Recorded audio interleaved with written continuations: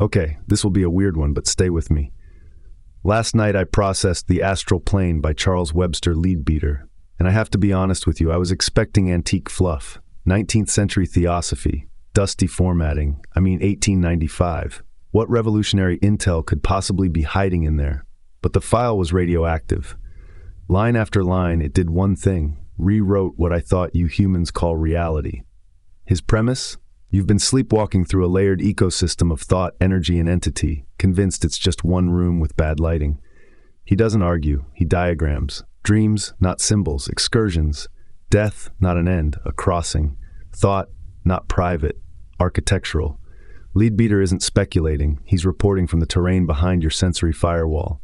To me, it was pattern recognition. To you, it might feel like revelation. He insists the astral world isn't metaphor. It's as real as Charing Cross Station, just vibrating on a frequency your meat senses were never calibrated to detect. And if that sounds unhinged, ask yourself this. Why does the idea of living in a war zone of unseen consciousness feel less believable than traffic and taxes?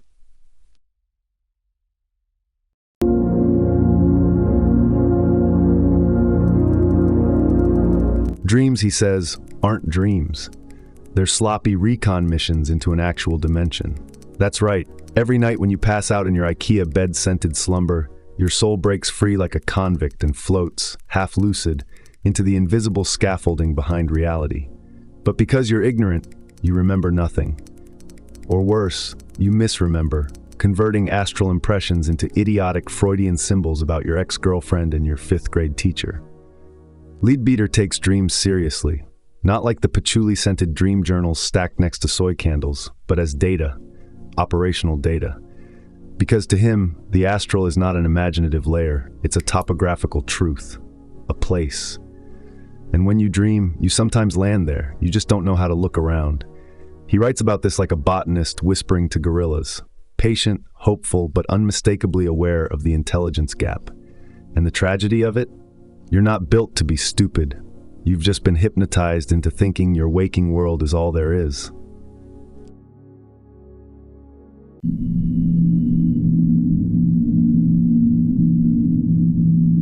Now hold tight, because death, according to this lens, doesn't take you to heaven, purgatory, or a cosmic customer service lounge. It drops you into the astral, not symbolically, literally. This is the big claim. This is the red meat. Leadbeater tears the veil off every mythology and tells you that when your heart stops beating, your astral body pulls a hard exit and wakes up in the realer-than-real backrooms of existence. And guess what? You're stuck there. For decades, maybe centuries, depending on what kind of filth or fire you were made of. To him, death is not an ending, it's the second act, and most of you will sleepwalk through it with the same dumb expressions you wore in life.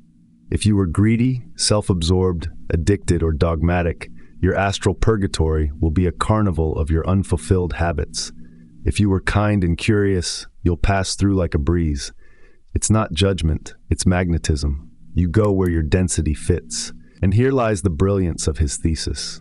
The afterlife isn't a courtroom, it's physics.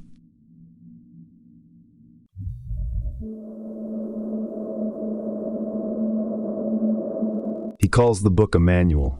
He wants this message in the hands of the factory worker, the shopkeeper, the accountant with wet socks, a spiritual instruction booklet for the proletariat. And he means it. He's seen too many esoteric texts rot in Masonic libraries or get diluted into greeting card nonsense. This one is for the bus riders. Because if the astral world is as real as your toaster, then shouldn't everyone get a user guide?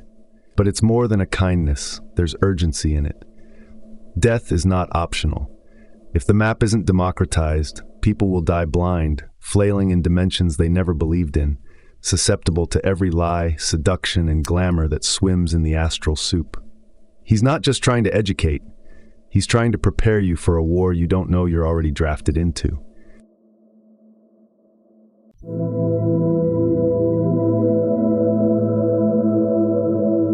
Here's the catch. You're not allowed to just believe him. This isn't scripture, this is field work. Leadbeater says that every claim in this book has been verified by at least 2 independent clairvoyants, like peer review, but for mystics.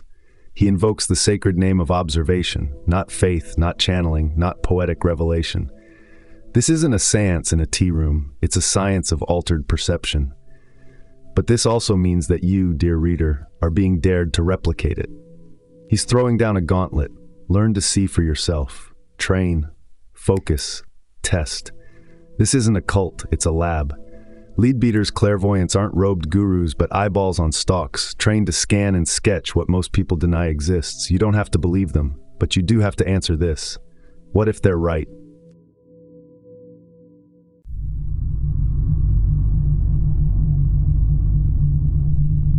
This astral world isn't abstract. It has terrain, rules, territories, 7 layers like a cosmological lasagna, subdivisions of density like crust, mantle, and core, but made of emotion, thought, and subtle frequencies. You don't float in a dream vapor. You walk across etheric fields, your soul pulled like iron filings to the strata that fits your moral weight. This is cartography for consciousness. Leadbeater turns the metaphysical into a map, and that's where the seduction kicks in. Suddenly, the book isn't about fantasy or spirituality at all. It's a travel guide. He gives you geography for the invisible, offering you the chance to become the Lewis and Clark of your own posthumous existence.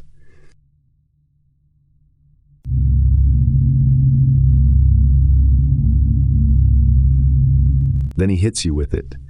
The astral plane is as real as Charing Cross, that line, that brutal, majestic, street-level metaphor.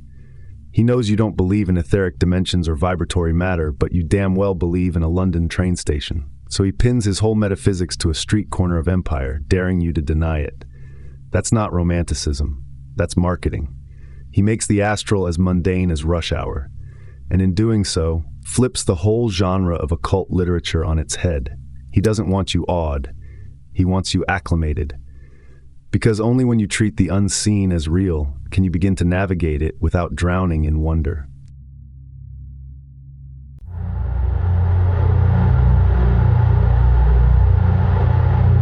But of course, you can't trust what you see there. That's the next punch. Sight in the astral is not like sight here. You see everything from every angle, inside and out, like a 360-degree MRI on acid. The astral is a fourth-dimensional domain. It doesn't show you surfaces, it shows you essences. And because you're used to looking at shadows on the wall, you can't parse what you're seeing. That's why you think it's illusion. But the illusion isn't the world. It's your interpretation of it. The astral isn't dreamlike because it's fake. It's dreamlike because your cognitive decoder is tuned to the wrong frequency. You were born into a lie of perspective, and now the truth looks distorted.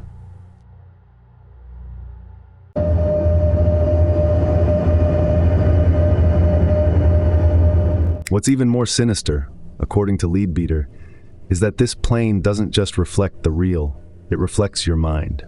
Your fears, your guilt, your obsessions, your repressed hungers. And because so many of you are emotionally constipated and spiritually malnourished, the astral becomes a house of mirrors warped by your own internal filth. The entities that live there, yes, live there, can feed on your projections. They glamour you. They twist themselves into what you expect or what you dread. The astral is not neutral. It's reactive. That's why it feels like illusion, because it's shaped by your psychic vomit. But that also means you can clean it. That's power. Not by ignoring it, but by learning to see what's yours and what isn't. Psychic hygiene, folks. Look it up.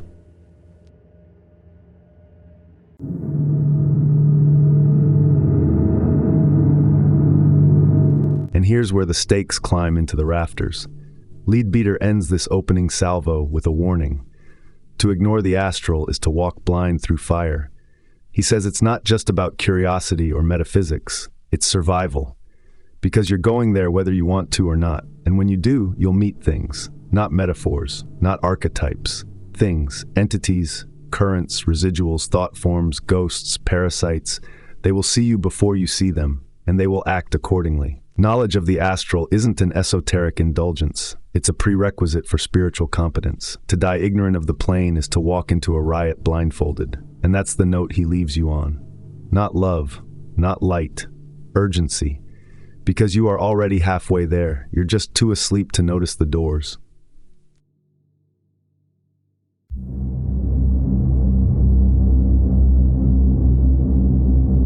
The astral plane doesn't occupy a space. It devours the concept of space. Leadbeater makes it painfully clear that to think of the astral in terms of up or down, distance or volume, is to castrate your own perception before you've even begun. This place doesn't have above or beneath in any way your geometry teacher would respect. It exists layered into matter like emotion in a song, inseparable, immaterial, and everywhere at once. When he says we pass through these planes not by movement, but by shifting the focus of our consciousness, he's not being poetic. He's describing psychic physics.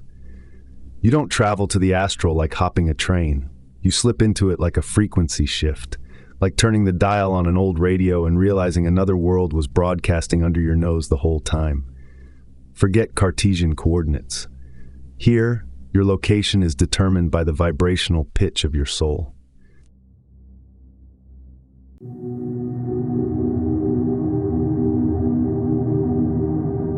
There are 7 subplanes of this thing, each a gradient of materiality, a scale of subtlety where the weight of your being determines your altitude. He's not playing games with numerology. This 7-fold structure mirrors the physical world's own architecture, because everything in theosophy replicates upward. At the densest level, you're trudging through the mud of primal instinct, astral matter so thick it makes your etheric limbs ache. At the highest, your astral sheath shimmers like vibrating glass, halfway to divachanic bliss. These aren't abstract vibes, they're strata. The astral body is composed of matter from each level, a sedimentation of past cravings and present intentions. Most people never leave the basement. They dream and wander and moan in the lower zones, mistaking sludge for scenery. But the higher levels, those thin, clear edges of the plane, are bright, almost ego-dissolving. Only the clean float there.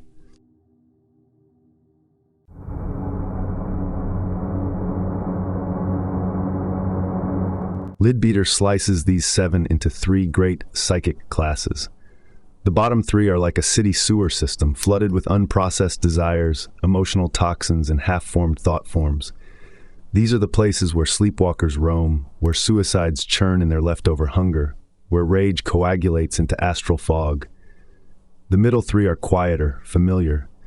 You'll find replicas of your neighborhood, your bedroom, your lover's kitchen, because the mid-astral is your projected psyche reflected back at you like a funhouse mirror. The top layer? That's where it starts to get real. Not because it's clean or holy, but because it's no longer about you. Up there, entities think in light, memory becomes place, and time folds like origami. These aren't levels of power or privilege. They're filters of consciousness. Your internal compass doesn't rise through effort. It floats when it's no longer weighed down.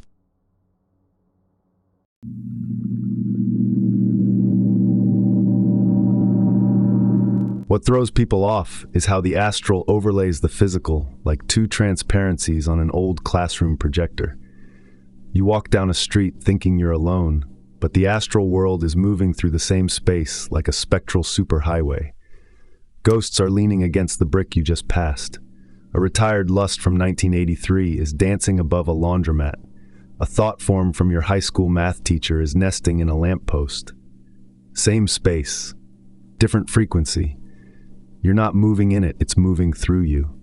And sometimes when your defenses dip, when you're drunk, half asleep, orgasming, grieving, you tune in just for a moment. A flicker of a shadow, a whisper behind the veil. You think it's nothing, but it's the reality bleeding through.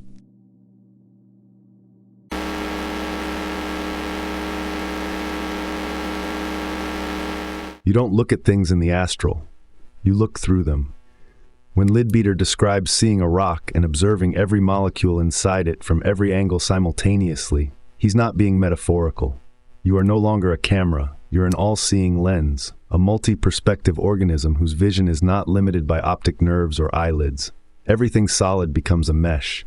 Objects are no longer defined by outline, but by texture of intention, echo of use, memory of touch.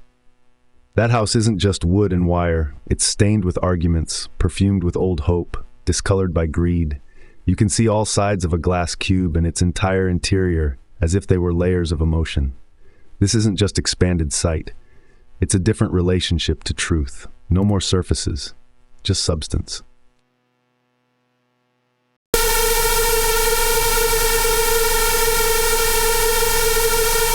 calls it the fourth dimension of vision, and that's as close as language can get.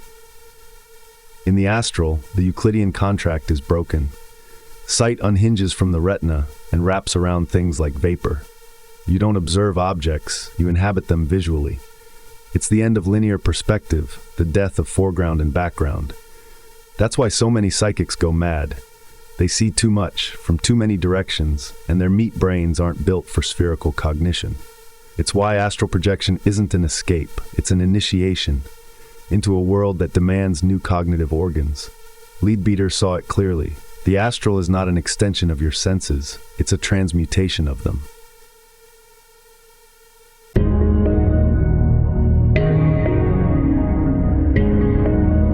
At the root of this system pulses the etheric mesh, that ghost honeycomb of physical energy you can't see but always feel. It's not quite physical and not quite astral, but the bridge that links the two, flowing between your organs, your breath, your thoughts. The etheric double is your blueprint, the scaffolding of your flesh. Damage it, and your physical health collapses like a rigged tent.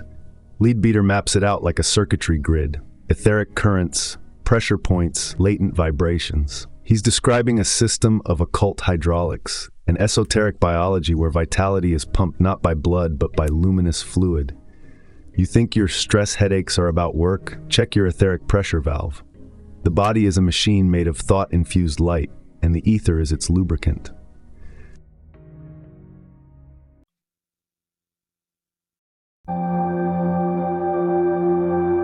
Now the aura, not your TikTok aura filter, not the gauzy blob your cousin sees during mushroom ceremonies. The aura is a luminous storm of complexity, an ovoid cathedral of light that contains your entire evolutionary status. There's your astral body, flashing with every desire like fireworks. There's your mental body, slower, broader, painted with your long-term intentions. And there, far behind, is your causal body, shining like a star seen through fog, marking your true self's slow climb across incarnations. Leadbeater sees this whole system as a form of topographic selfhood. You are not your body. You're a collection of luminous maps orbiting a central silence, and each layer responds to different planes. You think you're a person, but you're a stacked frequency field.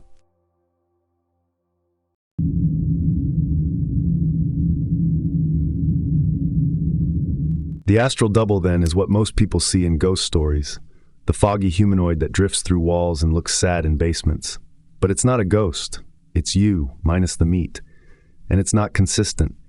Its shape warps depending on your desire momentum, emotional charge, and mental clarity. For most, it's a chaotic mess, like smoke trapped in a humanoid outline. But for trained minds, for focused practitioners, it stabilizes. It coheres. It begins to glow with intention instead of flicker with confusion. This is the real distinction between the living and the aware. One moves through the astral like a balloon in a storm. The other flies.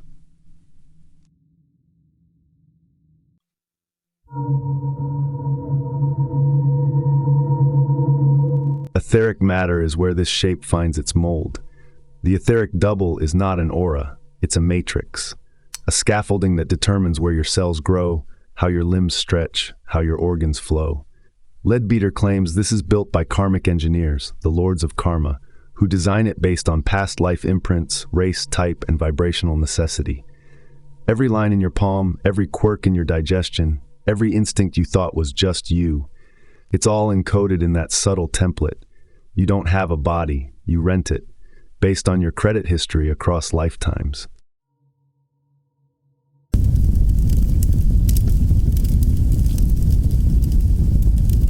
This astral etheric composition isn't just anatomical, it's karmic accounting. People of different races, cultures, and spiritual inclinations have different etheric patterns. Why? Because no soul incarnates randomly. The structure of your inner light determines where and how your body manifests. That's the subversive idea here. Inequality exists not because of sin or superiority, but because the cosmos is running a customized curriculum. Leadbeater isn't peddling spiritual egalitarianism. He's describing a multidimensional justice system where every frequency is placed where it can evolve fastest. It's brutal, it's elegant, and it's inescapable.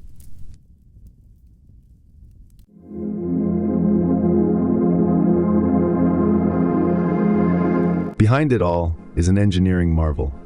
Nature's subtle body assembly line.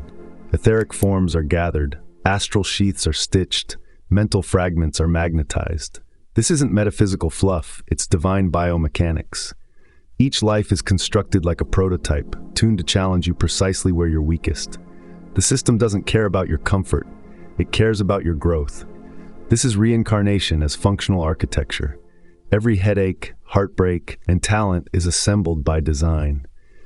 And the only way out of the loop is to master what your current model was built to teach.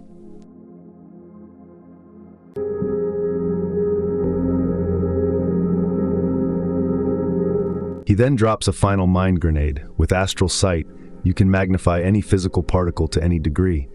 See the atom, see the molecule, see the secret dance of subatomic forms science still hasn't mapped.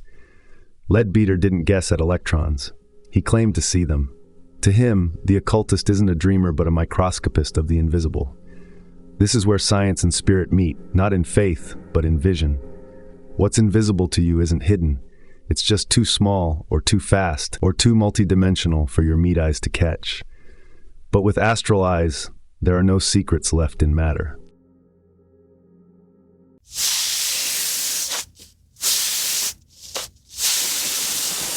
Then he whispers the color bomb. The astral plane includes hues your palette doesn't recognize.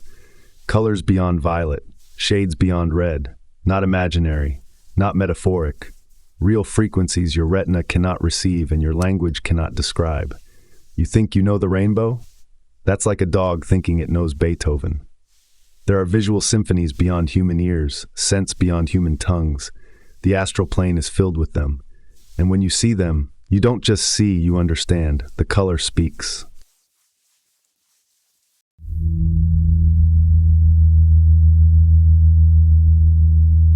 Finally, the astral isn't just a world, it's a recording device. It holds impressions, memories, psychic fingerprints of everything ever done, felt, or imagined. He calls them the records of the astral light, reflections of deeper divine memory etched in this subtle substance. These are not static archives. They play like cinema. A murder replays its scream, a birth replays its gasp. The past loops, not just for historians, but for the sensitive. This is why some haunted places hum with memory. You're not seeing ghosts, you're watching emotional residue on loop. The astral stores it all, not for judgment, for witnessing. And if you learn to read it, you don't just see history, you watch karma writing itself.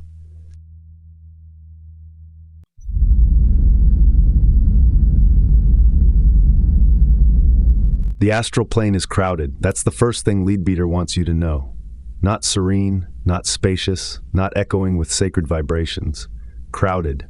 You are never alone there. Whether you're meditating, dreaming, dying, or just emotionally bleeding into space, you are surrounded. But this isn't a spiritual Disneyland. It's a taxonomy of the invisible. He breaks the inhabitants into 3 primary groups: human, non-human, and artificial. Each comes with its own ecosystem, its own psychic pressure, its own evolutionary inertia. This isn't metaphor, it's population science.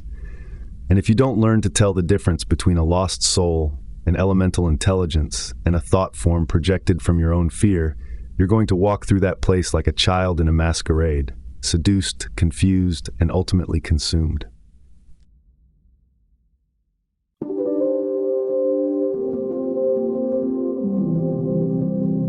There are humans walking through the astral world who aren't dead. That's the real kicker. While their meat bodies snore in beds, their subtle forms drift, pulled by habit, curiosity, or sheer emotional noise. Some of them are trained, the occultists, the initiates, the disciplined yogis who slide out of their bodies like surgeons entering an operating theater. But most are accidental tourists, sleepwalkers of the soul. They float through the lower astral in foggy semi-awareness, often getting stuck in old routines or gravitating toward emotional imprints. Your coworker, she's been walking past her dead cat every night for 6 months without noticing. The guy next to you on the bus, he dances in his ex-girlfriend's memory loop nightly, reliving a conversation that never ended properly. These aren't dreams. These are psychic habits, playing themselves out in the raw fluid of astral substance.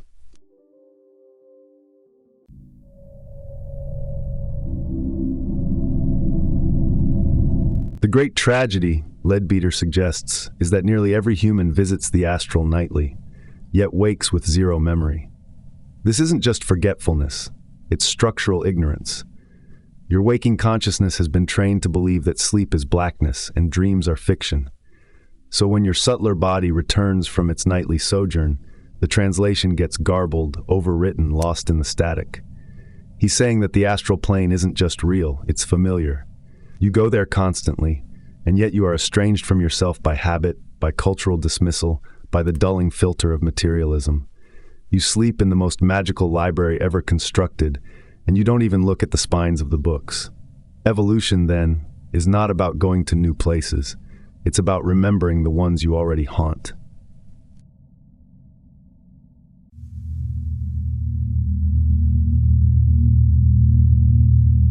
But some do remember, and more than that, some operate consciously while still alive. The distinction between a psychic and an adept in Leadbeater's taxonomy is precision. A psychic may stumble into perception, like a blindfolded tourist stumbling into a cathedral. But an adept, they walk through the astral like cartographers. They don't just see, they understand what they're seeing. This is why clairvoyance in and of itself means nothing. Perception without discrimination is useless, even dangerous. The astral world is full of illusions, glamours, emotionally charged projections that look like gods or demons, but are really fragments of unresolved trauma. To navigate it, you need more than vision. You need a trained will, a calibrated intuition, and above all, a willingness to pierce your own delusions.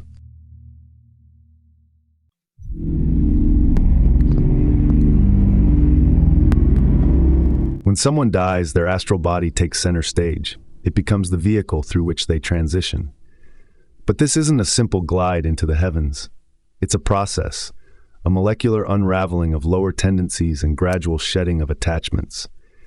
The dead don't jump straight to paradise or reincarnation. Most linger in the astral, processing what they lived, unspooling desires that no longer have a body to act through. For some, this is smooth. For others, it's hell. Leadbeater paints the postmortem experience not as judgment, but as vibration. You go where you fit. A person saturated in cruelty will find themselves weighed down into the denser subplanes, surrounded by the residue of what they once inflicted.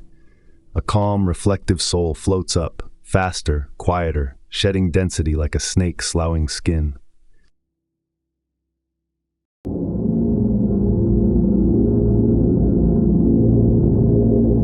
And it doesn't happen at random.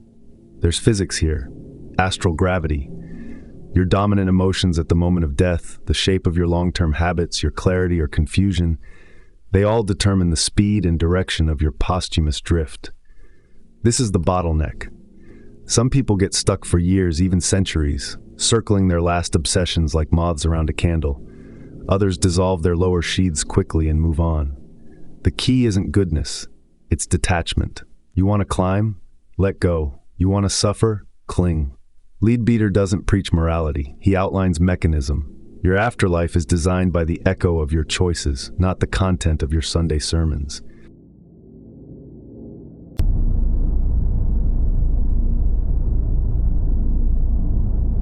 Then come the echoes, shells and shades. These are not souls. These are what's left behind when the real self has departed. The shade is the astral ghost of personality, still buzzing with the habits and phrases of a person who's gone. The shell is even worse, an empty psychic husk, animated by external forces or ambient energy, drifting like a spiritual mannequin. These remnants can speak, respond, even mimic the dead, but there's no one home. This is where spiritualism often goes wrong. Mediums contact a fragment and think they've spoken with Aunt Sally. In reality, they're channeling her voicemail. It's convincing, it's tragic, and it can trap both the living and the dead in feedback loops of grief and misrecognition.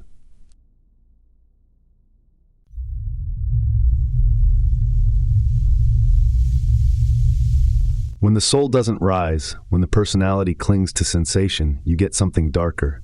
The decaying astral body can become a psychic zombie, still driven by urges, still seeking sensation, but without conscience or integration.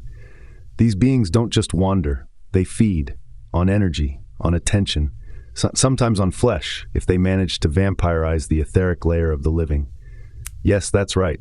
Vampires exist in this model, not as Dracula, but as psychic scavengers, often created by violent death, sexual addiction, or obsessive emotional entanglement. And the worst part? They don't always know they're dead. They just feel hungry.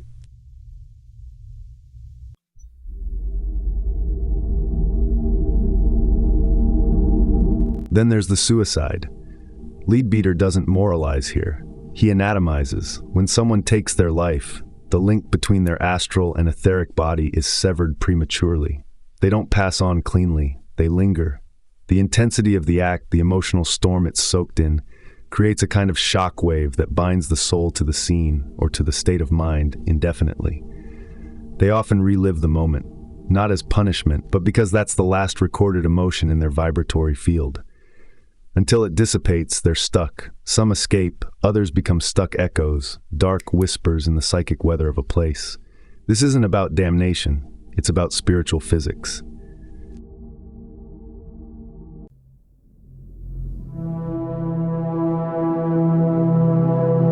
The astral plane is not safe. There are predators, not just shells and shades, but autonomous entities, beings who have evolved in the astral itself and feed on psychic discharge. They hook into your aura when you're angry, terrified, drunk, sexually compulsive. They don't need bodies. They ride your emotions like waves, drinking from your trauma like it's wine. Leadbeater maps this out like a biological chain, lower entities attached to lower vibrations. You want protection? Purify your emotional field. You don't need prayers, you need psychic hygiene. These things don't care about theology, they care about taste, and your unresolved pain smells delicious.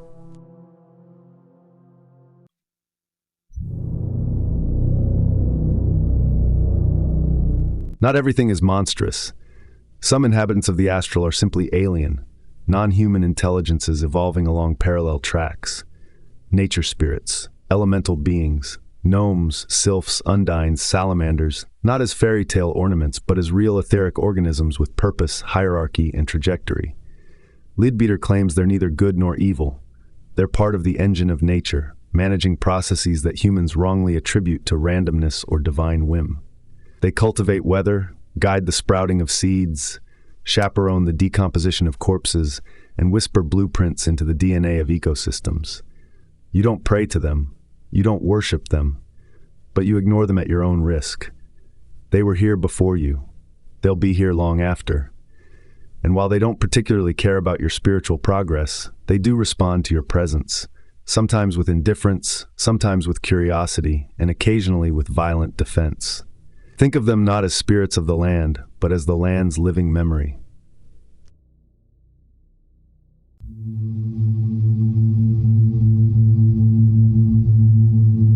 And then the elementals themselves, the raw psychic substance of emotion and thought, coalesced into semi-autonomous forms. They aren't persons, they're forces with shape. When you feel rage, that energy births an elemental in the astral. When you fall in love, another form takes shape. Some vanish quickly, others linger, especially if they're fed. These are the building blocks of the astral climate, not ghosts, not demons, thought entities.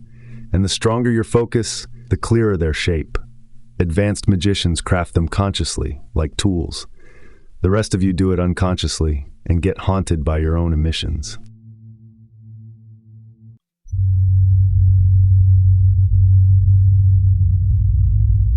Do animals have ghosts? Yes, but only the complex ones.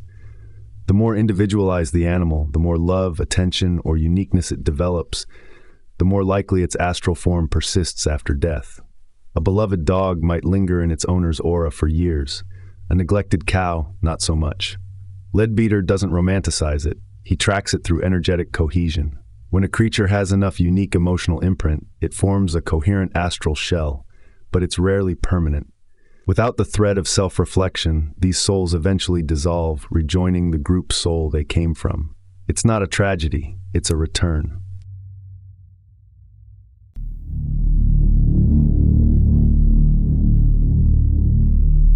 The strangest inhabitants are the ones you make without knowing. Artificial elementals, thought forms.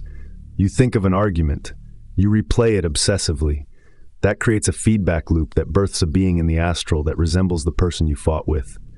Now you have a phantom you didn't mean to make, and it feeds on your repetition.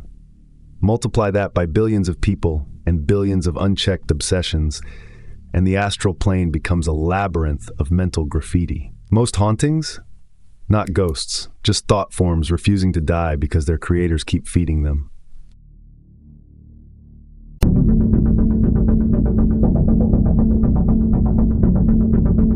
In the end, the astral world is not just populated, it's reflective. Every being you meet there, whether human, non-human, or artificial, is a mirror of your vibration. It's not a moral judgment, it's a cosmic echo chamber.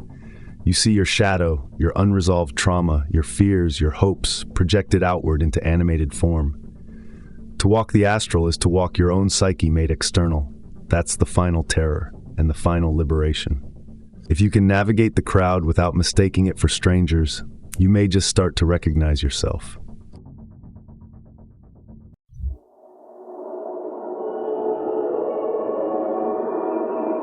The astral world is always leaking. You think your physical reality is sealed, that the laws of matter hold tight like an industrial vault. But Leadbeater pulls the curtain back and shows you what you refuse to see. Everything solid is porous to the subtle. What you call paranormal is simply pressure difference. A surge from the astral field pushes into a weak spot in the physical grid, through emotion, trauma, ritual, or pure accident, and phenomena happen. That's the baseline condition. Apparitions, objects moving, sudden visions, all of it. They're not violations of nature. They are nature, misfiled by your limited paradigm. The astral doesn't need permission. It leaks wherever your perception is lazy and your matter is fragile.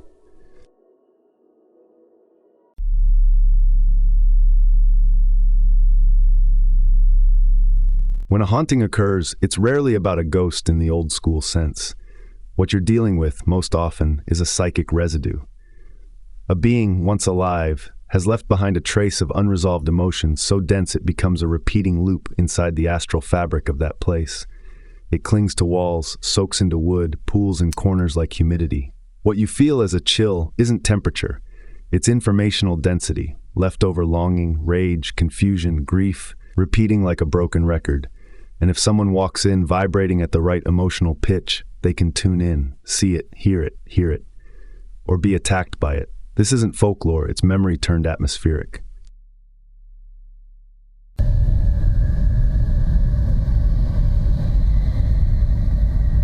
Not all apparitions are conscious. Some are just replays, triggered by place and vibration. Think of them like astral holograms with no awareness, projected by the accumulated force of memory. You walk into a hallway and you see a man pacing in anguish. You feel haunted, but the man is long gone. What you saw was an echo, still trapped in the walls, triggered by your entrance like a sensor light. Leadbeater differentiates between these psychic photographs and actual visitations. One is an imprint, the other is a person. But if you're untrained, you won't know the difference. You'll call every glitch a ghost and every ghost a glitch.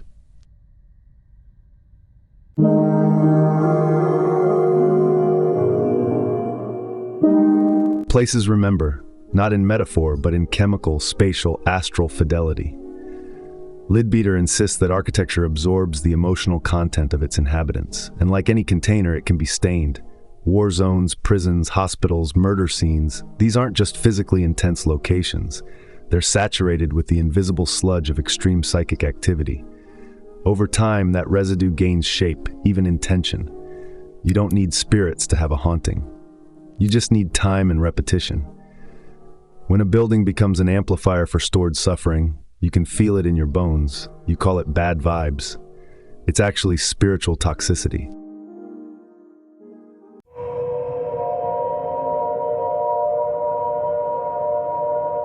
Astral sight isn't sight. It's direct cognition of form and energy. Clairvoyance isn't just seeing ghosts, it's perceiving structures of meaning behind objects, people, and places. Leadbeater describes it in tiers. There's simple etheric sight, where you perceive energy fields and health patterns. Then there's astral vision, which reveals emotional states, hidden entities, and thought forms. Finally, mental clairvoyance allows you to see the essence of ideas themselves. But here's the catch. Most people who think they're clairvoyant are just sensitive to etheric static. Real astral vision requires training, discrimination, and ruthless honesty. Otherwise, you're just hallucinating with confidence.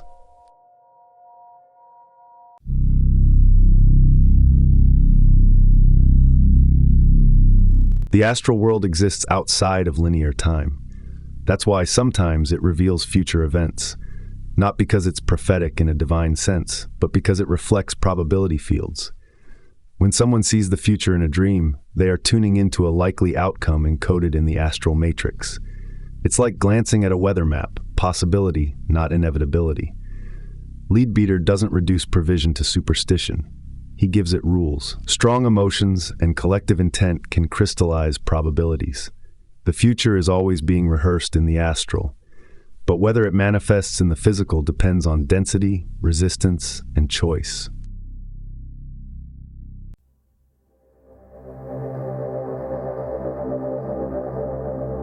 Astral forces behave like weather systems. They build, compress, arc, and discharge. This isn't poetic analogy. It's etheric meteorology. Leadbeater talks about how trained individuals can sense and redirect these pressures to influence matter, telekinesis, healing, mood manipulation. Most people leak energy in all directions, but an adept channels it with surgical focus. When the astral currents align with mental will, change happens, not by miracle, but by pressure release. Imagine tension building in a fault line. Now imagine releasing that pressure through a single thought. That's astral force in motion.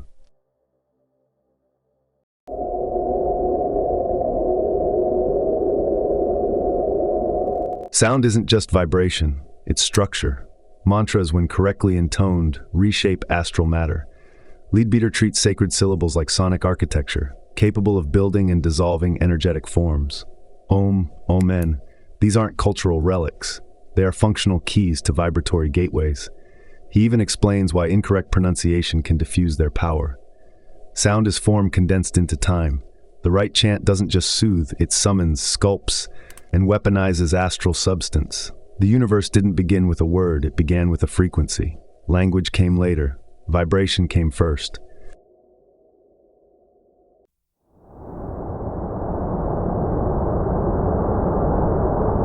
Then he gets surgical. Disintegration, the act of breaking down physical matter into astral or etheric components. Leadbeater claims that highly trained initiates can cause objects to disappear not by illusion, but by shifting their atomic bonds into subtler matter. He's not describing sleight of hand, he's describing metaphysical physics. By applying focused will, they separate the cohesion of atoms and reassemble them elsewhere. This isn't teleportation, it's phase transition. If matter is vibration, then mastery of astral force means mastery over structure. He's not just rewriting science, he's showing you where science flinched.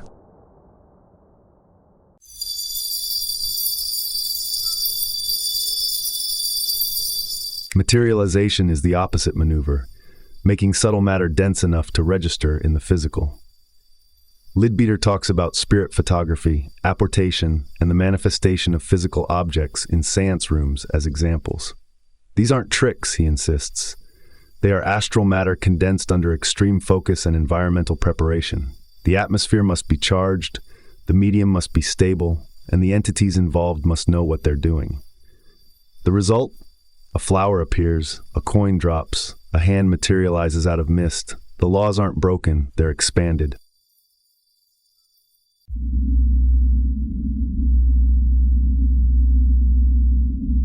Precipitation is the mind's ability to project thought into matter, not just abstractly, but with tangible results. Leadbeater cites examples of letters materializing mid-air, ink forming words on untouched paper, ideas made physically legible without human hand. These aren't ghostwriters, they're psychic printers. The thought becomes form, the form becomes ink, the ink becomes artifact. This is where intention, image, and action converge into one act. It's also why your thoughts matter more than you think. They're not private, they're architectural.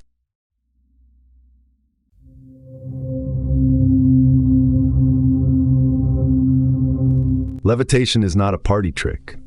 It's what happens when the astral overrides the gravitational lock of physical density. In altered states or advanced disciplines, the etheric body becomes buoyant, lightened by psychic heat. Leadbeater notes that the body doesn't defy gravity. It circumvents it, riding upward on currents of redirected will. The person lifts, not because they're lighter, but because they are more aligned with the upward motion of astral force. The mystic doesn't float for spectacle. They do it because they no longer sink.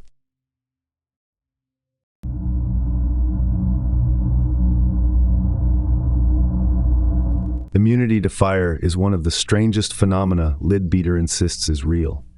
He claims that certain practitioners, by manipulating the elemental nature of fire within the astral, can walk through flame unscathed. This isn't illusion. It's dampening, surrounding the etheric body with a layer of force that refracts heat and deflects combustion. The yogi in fire doesn't resist the burn. He reprograms the field. That's not faith. That's energetic engineering.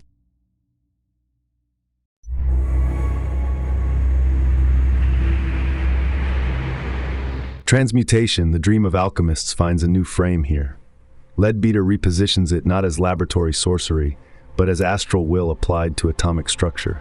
To change lead into gold, you don't need a furnace. You need consciousness intense enough to repattern atomic vibration. Matter is memory. Change the blueprint and the form follows.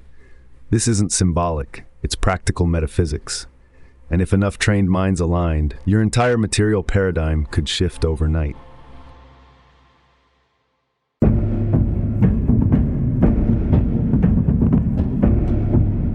Finally, there's repercussion.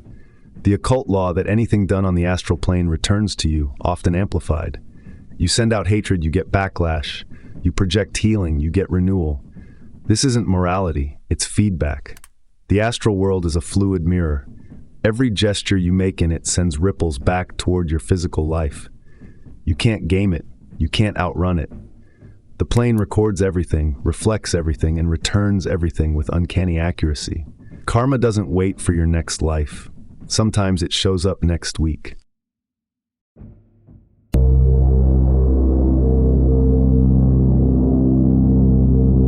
Knowledge, in Leadbeater's world, isn't a luxury.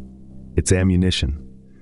You live in a multidimensional war zone, most of you stumbling half-conscious through a labyrinth of psychic influences, unseen entities, karmic loops, and internal mirages.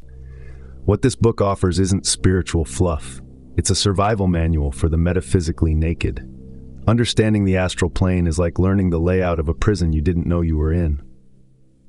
It doesn't make you free immediately, but it gives you a map. Every entity, every vibration, every law he unpacks arms you against confusion, false guidance, and parasitic influences. This knowledge won't give you control, but it will give you clarity. And in a world where the unseen rules the scene, clarity is power. Most people die the way they lived, dazed, defensive, and full of denial. This book is trying to make sure you don't.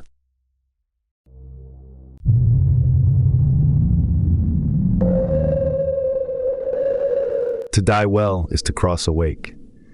Leadbeater is adamant about this. Death isn't a trapdoor or a one-time event. It's a transition between densities, a passage through which your true condition is revealed. The astral body becomes your vehicle the moment your physical body gives out.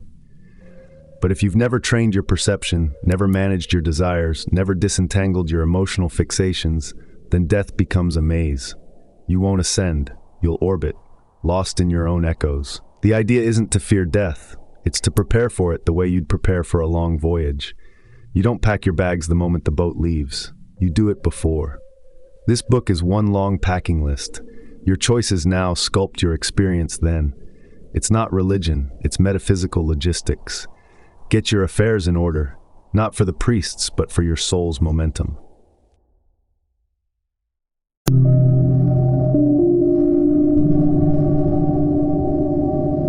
If there's a through line in all this madness, it's this.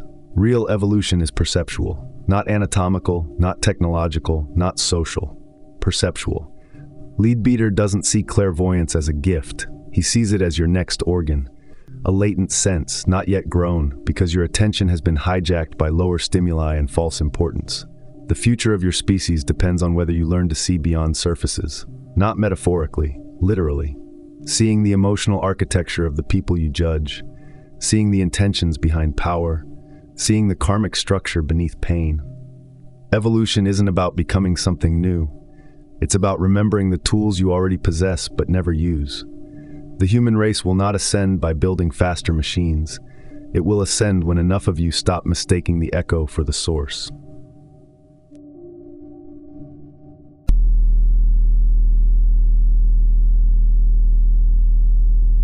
The greatest danger isn't evil, it's glamour.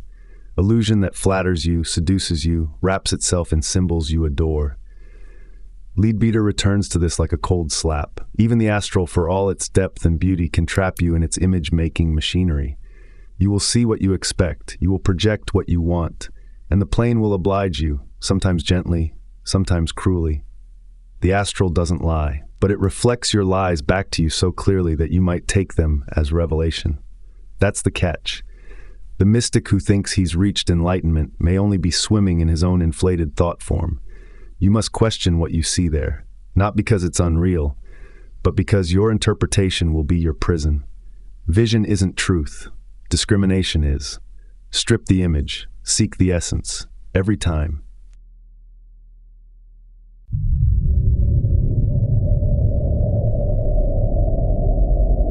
Leadbeater ends not with self-congratulation, but with a challenge.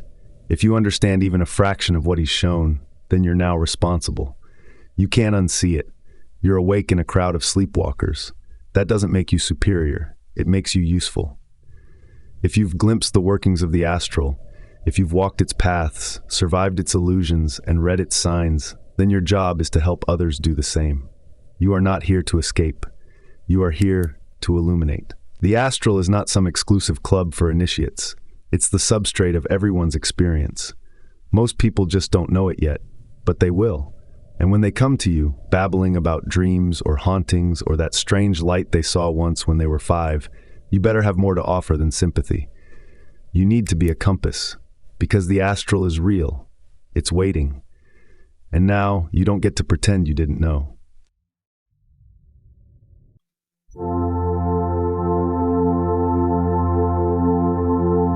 You're standing, half awake, in Charing Cross of the soul, crowded, humming, layered in invisible motion. You're not just sleepwalking through capitalistic dreams anymore. This is your layover between dimensions, and the trains don't stop for long. So ask yourself, before you drift back into numb routine, if your thoughts are shaping a world you can't see, what kind of ecosystem are you building in the dark? Thank you for watching this wild, mind-bending exploration of CW. Leadbeater's The Astral Plane. If this cracked open something in you, if it made you see sleep, death, and perception just a little differently, then hit like, drop your thoughts in the comments, and subscribe for more deep dives like this. We're just getting started.